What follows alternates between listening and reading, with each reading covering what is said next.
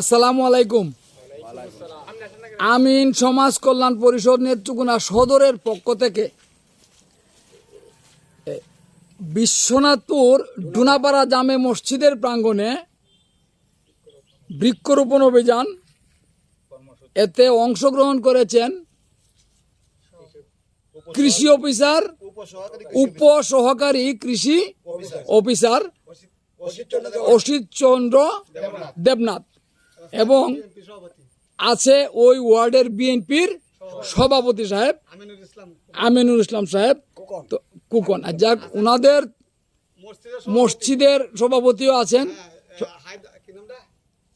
মসজিদের সভাপতি হায়দার আলম।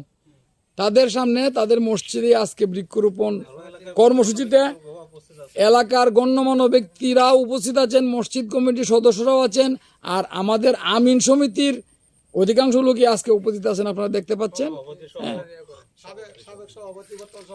সাবেক সভাপতি, বর্তমান সভাপতি যারা ওনারা সকলে আছেন। সকলের নাম বলা এই মুহূর্তে সম্ভব না, এরপরও আপনারা চেহারা থেকে বুঝে নেবেন উনি কি আছেন। তো খুদা হাফেজ।